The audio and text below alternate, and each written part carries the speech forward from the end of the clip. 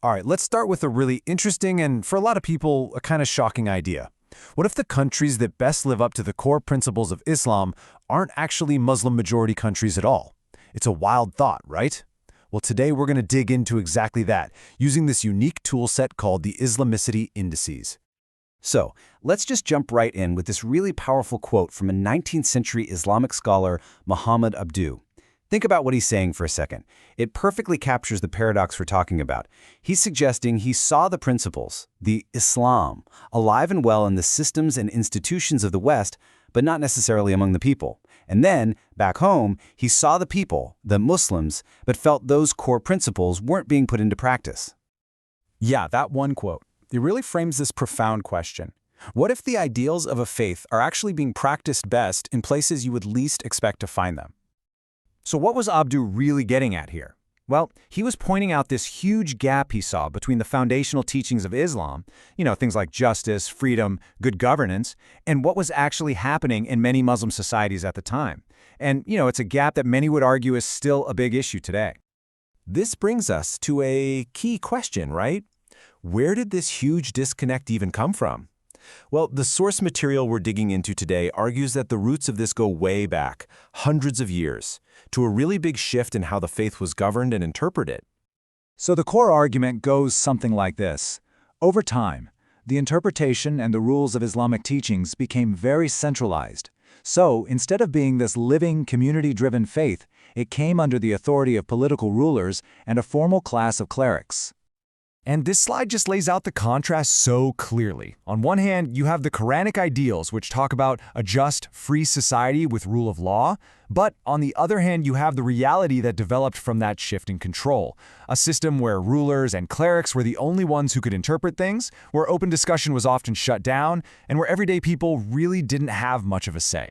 Now, this gap didn't just cause, a spiritual crisis. The source we're looking at argues it created a really dangerous vacuum.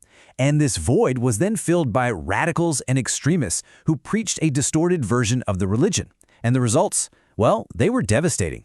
It led to deep divisions, conflict between Muslims, and it really damaged relationships with people of other faiths. Okay, so let's shift gears and talk about the solution that was proposed to tackle this exact problem. If you've got this disconnect between the ideals and the reality, how do you even start to fix it? Well, like with any big problem, first you have to measure it. But that's a huge challenge, right? I mean, how on earth do you quantify something so complex? How do you measure a country's commitment to religious ideals? How do you take these big concepts like justice and good governance and actually turn them into numbers and data? And this is exactly where the Islamicity Indices come in. A group of specialists created this tool to do just that. Think of it like a benchmark or a report card that's grounded in the Quran. It's designed to measure how well a country's actual institutions and policies, its economy, its laws, its government, line up with those original Islamic ideals. Now, this is the crucial point. This is not just some academic exercise to rank countries for fun. The people who created it see it as a practical tool, a compass. It's designed to give leaders and citizens in Muslim countries a clear, data-driven roadmap for peaceful reform and for progress. So what's the real mission behind all these numbers? Well, it's actually driven by a formal organization that's working to turn this data into real action. So back in 2018, this whole project became a lot more official with the creation of the Islamicity Foundation. It's a nonprofit based in the US that has basically taken charge of the indices, with the very specific mission of supporting peaceful and positive change. And the Foundation's mission is pretty clear and focused. It's really about three things. First, get the word out, share these findings with the whole world. Second, keep track of the data, monitor what's happening. And third, and this is the most important part, use that information to support the really hard work of building better, more effective institutions through peaceful reforms. Now, this is what I find really cool, the scope of what they're trying to do here. This isn't just about internal reform in some countries. The goals are way bigger. They're trying to create a more informed global community, give people a simple way to explain Islamic principles to non-Muslims, and in the end, actually improve international relations just through better understanding. And that brings us right back to that provocative thought we started with.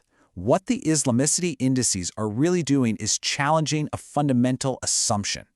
They're suggesting that the true measure of a society's values isn't about what religion it claims to have, but about the justice, the freedom, and the opportunity it actually provides for its people. It really leaves you with a big question to think about, doesn't it? What truly makes a society Islamic?